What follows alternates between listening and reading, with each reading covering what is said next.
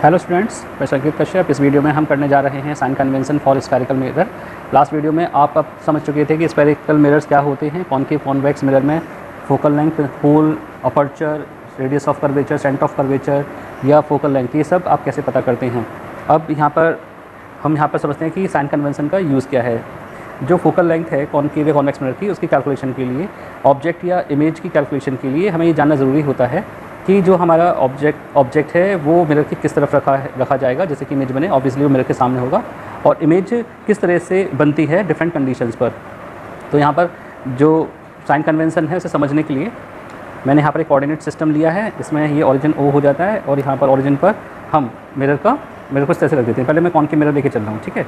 तो concave mirror को इस तरह से ले जाते हैं। ये इसका पोल पोर्शन, यानी कि कॉनकेव मिरर का जो पोल है वो यहाँ पर आ जाएगा, जहाँ पर मैंने कि ओ लिखा है। तो यहाँ पर मैं पी लिख देता हूँ इस जगह पर। तो कॉनकेव मिरर में जो आउटर साइड है उसे पेंट किए आप ऑब्लिकली पेंट करते हैं, और जो इनर साइड है उसमें वो स्मूथली पॉलिश कर देते हैं। इस तरह से आपने कॉनकेव मिरर बना दिया, ठीक है।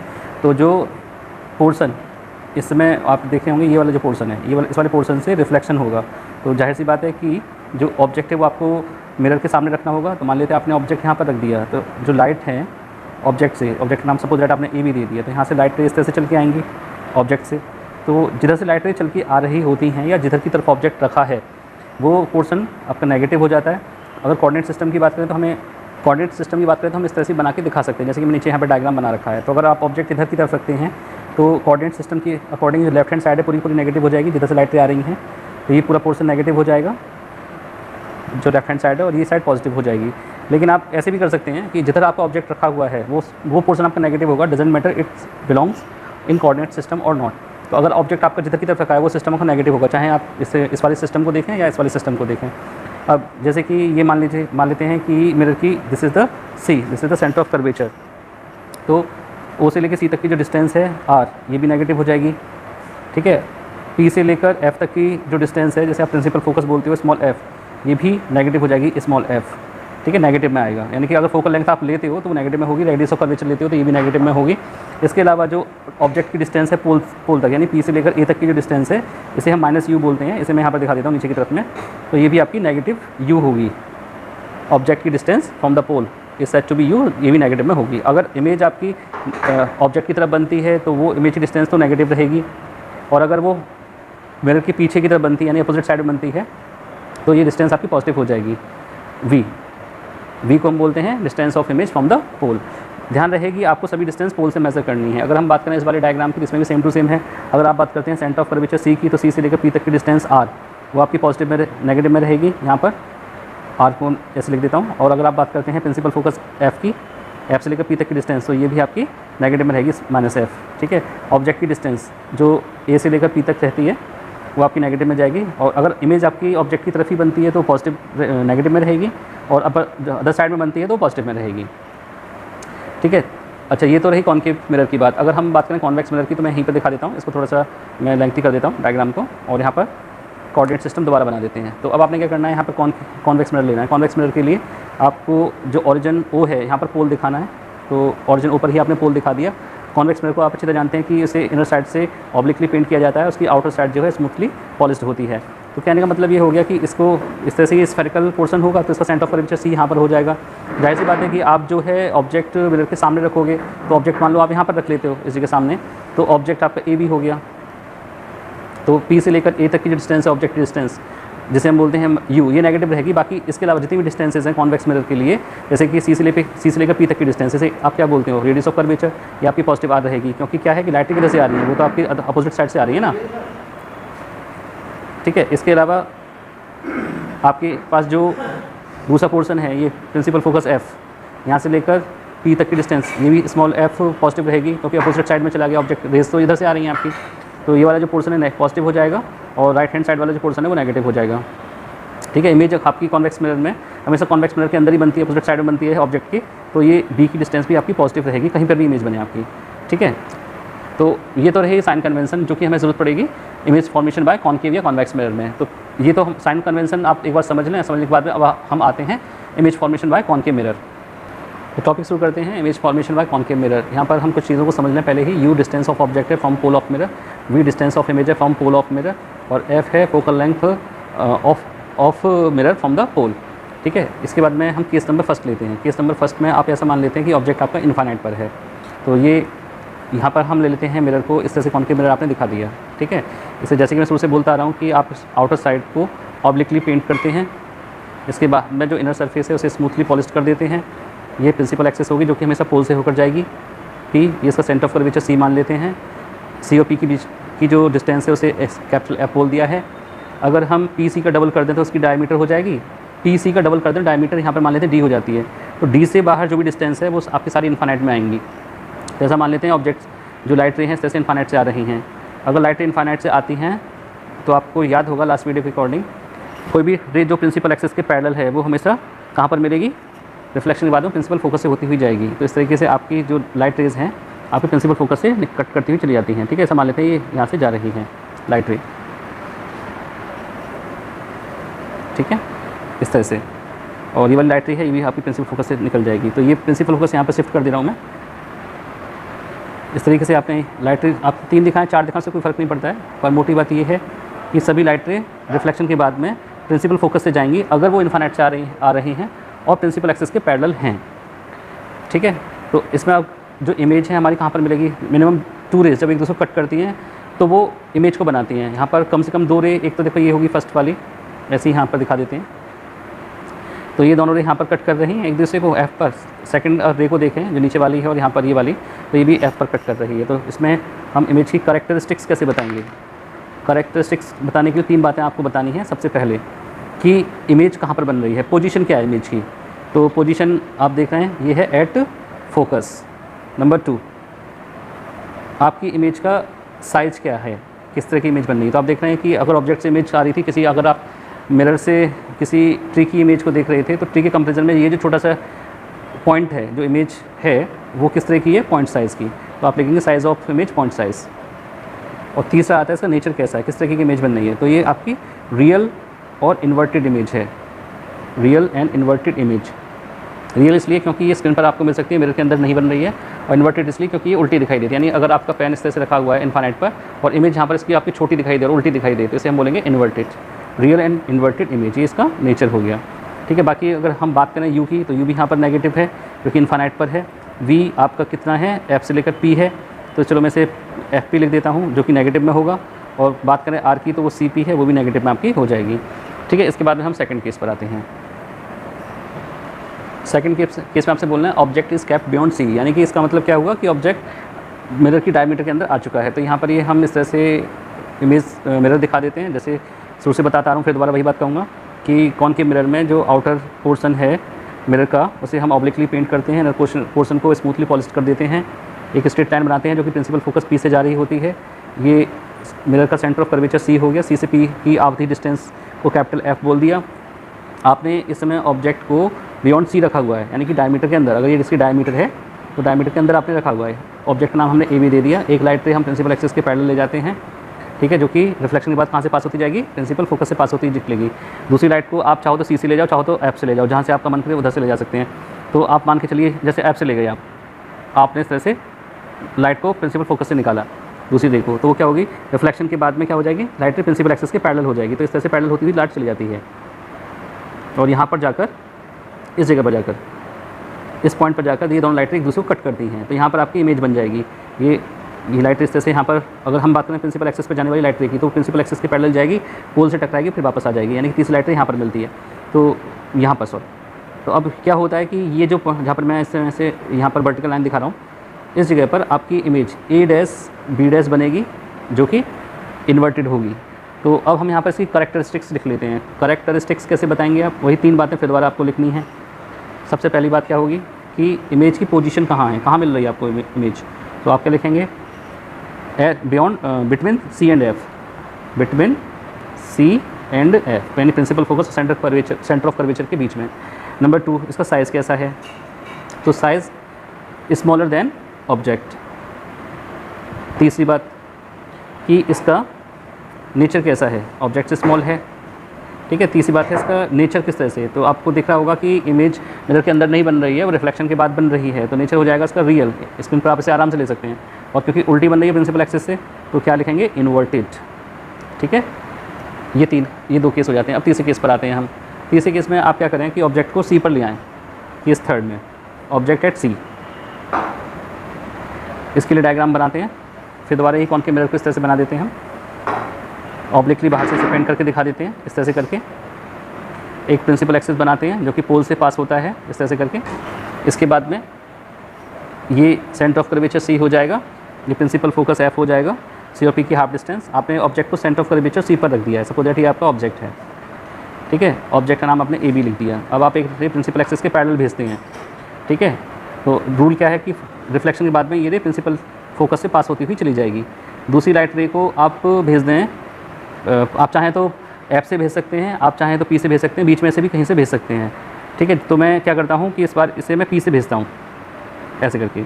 अब आपको क्या दिखना है, जितना एंगल आई होगा ठीक उतना ही एंगल आर होगा, तो दोनों एंगल आपको इक्वल दिखाने, इस तरह से आप इसे काटते हुए चले जाएंगे, यानी कि आपकी लाइट रे लगभग यहाँ से इस तरह से मिलेगी।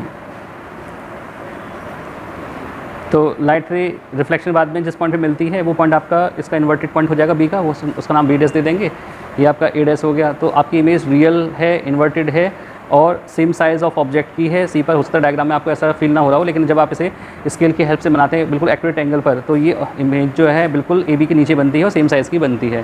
तो इसमें करेक्टरिस्टिक्स में तीनों बातें आप लिख सकते हैं यहाँ पर। तो साइज़ पोजीशन क्या हो जाएगी एट सी, साइज़ क्या हो जाएगा same size of object, nature क्या हो जाएगा रियल एंड इन्वर्टेड, ठीक है। ये तीसरा केस था। अब आते हैं हम फोर्थ केस पर। केस नंबर फोर्थ लेते हैं। फोर्थ केस का नाम है object is kept between C and F. तो ये मैंने कॉनकेव मिरर बना लिया है, ऑब्लिकली बाहर से पेंट कर दिया है, स्मूथली अंदर से पॉलिश करके दिखा दिया है। प्रिंसिपल फोकस एफ यहाँ पर दिखा देते हैं, सेंटर ऑफ कर्वेचर ये दिखाती है, सी और पी के बीच की डिस्टेंस को हम बीच के पॉइंट को प्रिंसिपल फोकस एफ बोलते हैं, दिखा दिया है। तो सी एफ पी से जो स्ट्रेट लाइन जाती है उसे हम क्या बोलते हैं प्रिंसिपल एक्सिस। तो आपने क्या कहा कि ऑब्जेक्ट आपने रखा हुआ है सी और एफ के बीच में, तो आप एक लाइट रे प्रिंसिपल एक्सिस के पैरेलल भेजते हैं जो कि कहाँ जाएगी रिफ्लेक्शन के बाद, रिफ्लेक्शन के बाद ये चली जाएगी प्रिंसिपल फोकस से पास होती हुई इस तरह से, ठीक है। दूसरी लाइट रे को आप जहाँ चाहें उधर से भेज सकते हैं, चाहे तो आप प्रिंसिपल फोकस से भेज दें, चाहे तो पी से भेज दें। जैसे कि मैं क्या करता हूँ कि इस लाइट रे को प्रिंसिपल फोकस से पास करता हूँ ऐसे करके। तो आप जैसे कि जानते हैं कि लाइट रे क्या होगा कि आगे की तरफ बढ़ेगी और ये इस तरह से जब आप रिफ्लेक्शन करेंगे इसका लाइट रे का, तो रिफ्लेक्शन के बाद में कुछ इस तरह से मिल जाएगी, ये लाइट रिफ्लेक्शन करती हुई यहाँ से निकल जाएगी। तो जो लाइट रे है जो कि आपने प्रिंसिपल फोकस से भेजी थी और रिफ्लेक्शन के बाद से जिस पॉइंट पर मिलती है वो पॉइंट आपका क्या हो जाएगा ऑब्जेक्ट का बी डैश, क्योंकि ये ए और बी है तो ये बी डैश हो जाएगा और ये वाला पॉइंट क्या हो जाएगा ए डैश। अब आप देख रहे होंगे कि ये सेंटर ऑफ कर्वेचर सी है, तो आपकी पोजीशन क्या हो जाएगी, पोजीशन हो जाएगी बियॉन्ड सी, यानी कि सी से बाहर बन रही है, और इसका साइज़ क्या हो जाएगा लार्जर देन या फिर ग्रेटर देन ऑब्जेक्ट, लार्जर हो जाएगा, और नेचर क्या हो जाएगा इसका रियल एंड इन्वर्टेड, ठीक है। इसके बाद में यहाँ पर अगर मैं इसकी बात करूँ, देखिए अगर आप बात करें यू की, तो यू की वैल्यू क्या हो जाएगी ए से लेकर पी, वो नेगेटिव है, ठीक है। इसके बाद में अगर आप बात करें इसकी जहाँ इमेज बन रही है ए डैश पी, तो ए डैश पी कितना है वो आपका नेगेटिव वी कहलाएगा। इसके बाद में सी से लेकर पी ये क्या है, ये नेगेटिव आर है, और जो आपकी बची फोकल लेंथ एफ से लेकर पी एफ पी ये भी क्या है नेगेटिव का एफ। तो इस साइन कन्वेंशन भी साथ के साथ आप समझ सकते हैं। इसके बाद में केस नंबर 5 पर आते हैं। केस नंबर 5 में आप ऑब्जेक्ट को प्रिंसिपल फोकस पर रख दें, object at principal focus F, तो क्या होगा देखते हैं। पहले तो आप एक इमेज बनाएं, एक कॉनकेव मिरर बनाएं जो कि ऑब्लिकली बाहर से पेंट है और स्मूथली इनर साइड वो पॉलिश्ड है। ये प्रिंसिपल एक्सिस होगी जो कि पोल से पास हो रही है और सेंटर ऑफ कर्वेचर से पास हो रही है, और ये हो जाएगा प्रिंसिपल फोकस एफ। क्योंकि आपने कहा ऑब्जेक्ट आपने एफ पे रखा है तो चलो एफ पे रख देते हैं इस तरह से करके। इसमें ये ए मान लेते हैं, इसका ये बी मान लेते हैं। इसके बाद में क्या होता है कि एक लाइट रे प्रिंसिपल एक्सिस के पैरेलल चलती है जो कि रिफ्लेक्शन के बाद में कहाँ से जाएगी, ये प्रिंसिपल फोकस से होती हुई निकल जाएगी इस तरह से करती हुई, ठीक है। अब दूसरी लाइट रे को आप चाहो तो पी से भेज दो या सी से भेज दो, कहीं से भेज सकते हैं। तो जैसे कि मैं पी से भेजता हूँ सपोज दैट, तो जिस एंगल पे लाइट रे आई है उसी एंगल पे रिफ्लेक्ट होती ही चली जाएगी इस तरह से। अब ये लाइट रे क्या है कि दोनों पैरेलल चलती रहेंगी, जिस पर डबल एरो रख रहे हैं ये वाली भी और जिस पर सिंगल एरो भी है। ये लाइट रे आगे जाकर मिलेंगी नहीं, तो इन्फिनाइट पर जाकर ये अपनी इमेज को बनाएंगी इस तरीके से करके। तो अब होता क्या है कि इस तरह की जो लाइट रे है इसकी नेचर किस तरह से होगा, इसके पोजीशन पहले बात करें। पोजीशन बनेगी इमेज एट इन्फिनाइट, साइज़ क्या होगा लार्जर और very big size compare to object. इसके बाद में आते हैं नेचर पर। नेचर कैसा होगा इसका रियल एंड इन्वर्टेड। बाकी बात करें इसमें यू की, तो यू तो खैर आपका नेगेटिव में चला जाएगा, नेगेटिव में एफ पी मतलब नेगेटिव यू होगा जो कि एफ पी के इक्वल होगा या ए पी के इक्वल होगा। बात करें बी की तो वो नेगेटिव ही होगा लेकिन इन्फिनाइट आ जाएगा। और बात करें हम स्मॉल f की तो वो किसके इक्वल है, वो fp के इक्वल है। और बात करें हम रेडियस ऑफ कर्वेचर की, वो भी नेगेटिव है, वो cp के इक्वल है। ठीक है, इसके बाद में हम लास्ट केस करते हैं इसका, केस नंबर 6, जिसमें कि ऑब्जेक्ट को हम प्रिंसिपल फोकस और पोल के बीच में रखेंगे। तो डायग्राम मैंने यहाँ पे बना दिया है। आपने कॉनकेव मिरर लिया है, इसका ये प्रिंसिपल एक्सिस सी एफ से जाएगी, ये पोल हो जाएगा, ये प्रिंसिपल फोकस एफ हो जाएगा, ये सेंटर ऑफ कर्वेचर सी हो जाएगी। अब आपने क्या कहा है कि आपने ऑब्जेक्ट कहाँ रखा है, पोल और प्रिंसिपल फोकस के बीच में। ऑब्जेक्ट आपका नाम आप दे देते हैं ए बी, सपोज दैट। ठीक है, इस ऑब्जेक्ट ए से और बी से एक लाइन रे चलती है जो कि स्ट्रेट जाती है, यानी पैरेलल टू प्रिंसिपल एक्सिस होती है। तो एज पर रूल जो लाइट प्रिंसिपल एक्सिस के पैरेलल जा रही है, वो रिफ्लेक्शन के बाद कहाँ से गुजरेगी, जाएगी प्रिंसिपल फोकस से। तो दिखा दीजिए इसे प्रिंसिपल फोकस से जाते हुए, या आपने इसे प्रिंसिपल फोकस से जाते हुए दिखा दिया। ठीक है, इसके बाद में क्या होता है, दूसरी लाइट रे को मान लीजिए आप पोल से भेजते हैं, सी से ही भेज सकते हैं। तो जैसे कि आपने इसे मान लीजिए पोल से जाते हुए दिखाया लाइट रे को, इस तरह से लाइट रे आती है, जिस एंगल पर लाइट रे आई है ठीक उसी एंगल पर रिफ्लेक्ट होती चली जाएगी। तो इसे मान लेते हैं इसका एंगल इस तरह से रिफ्लेक्ट हो रही है यहाँ से। ठीक है, लाइट इस तरह से रिफ्लेक्ट होती चली गई। तो ये जो सेकंड रे है जिस पर कि मैंने डबल एरो दिखाए हैं, ये वाली और फर्स्ट वाली रे, ये दोनों क्या है, इससे फैलती हुई चली जाएंगी, ये आगे जाके कभी नहीं मिलेंगी। लेकिन इनकी वर्चुअल रे को अगर हम पीछे की तरफ ले जाएं, यानी इन रेस का वर्चुअल पाथ दिखाएं इस तरह से करके, तो ये लाइट रे किसी एक पर्टिकुलर पॉइंट पर मिरर के अंदर मिलती हुई दिखाई देंगी। कुल मिलाकर ये आपकी इमेज को मिरर के अंदर बनाएंगी, जैसे कि नॉर्मल मिरर के अंदर बनती है।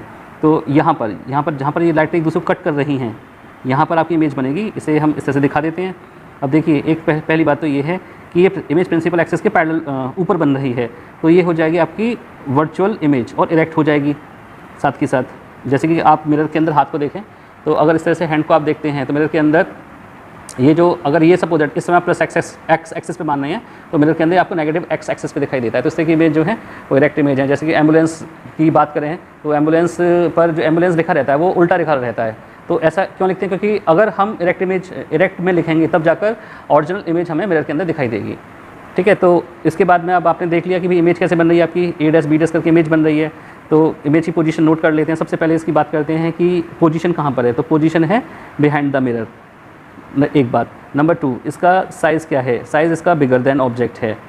ठीक है, नंबर तीसरी बात कि इसका नेचर कैसा है, नेचर इसका है वर्चुअल, क्योंकि ये मिरर के अंदर बन रही है। नंबर 2, इरेक्ट, क्योंकि इसके कोऑर्डिनेट्स जो हैं वो चेंज हो चुके हैं, एक्स वाला प्लस माइनस एक्स पर है, माइनस एक्स वाला प्लस एक्स पर है। अच्छा, इसके बाद में हम बात करते हैं डिस्टेंसेस की। तो हम बात करें ए पी की, ए पी क्या हो जाएगा हमारे माइनस यू के इक्वल हो जाएगा। ए डैश पी किसके इक्वल हो जाएगा, माइनस प्लस बी के इक्वल हो जाएगा, क्योंकि इमेज क्या है मिरर के अंदर बन रही है। तो ये वाली डिस्टेंस कौन सी हो जाएगी, पॉजिटिव। इसके बाद में हम एफ पी किसके इक्वल है, माइनस एफ के बराबर। और सी पी किसके इक्वल है, माइनस आर के इक्वल है।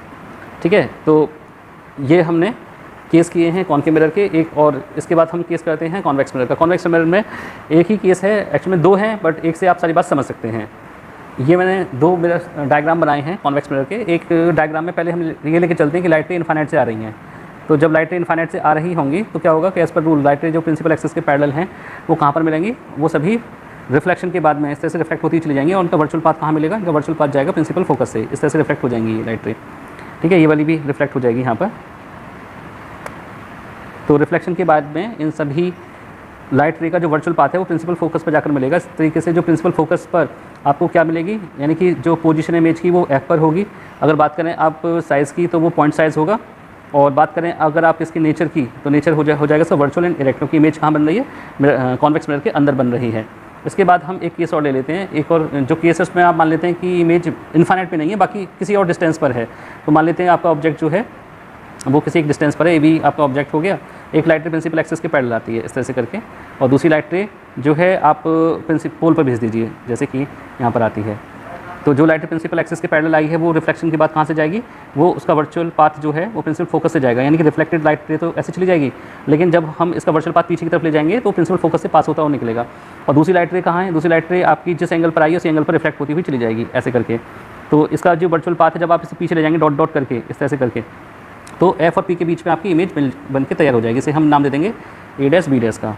तो कहने का मतलब यहाँ पर ये हो गया कि एक कंडीशन तो ये है कि जब आपको इमेज इनफाइनाइट पे इमेज जो है आपको प्रिंसिपल फोकस पे मिलती है जब लाइट रे आपकी इनफाइनाइट से आ रही हो। और दूसरा केस ये है कि ऑब्जेक्ट को आप किसी भी एक डिस्टेंस पर रख दें, आपको जो इमेज है वो प्रिंसिपल फोकस और पोल के बीच में ही मिलेगी, जो कि कैसी होगी, इसका जो पोजीशन की बात करें तो वो तो बिटवीन पी एंड एफ होगा। ठीक है, और बात करें हम साइज़ की, तो साइज़ क्या होगा, smaller than object always convex mirror के अंदर।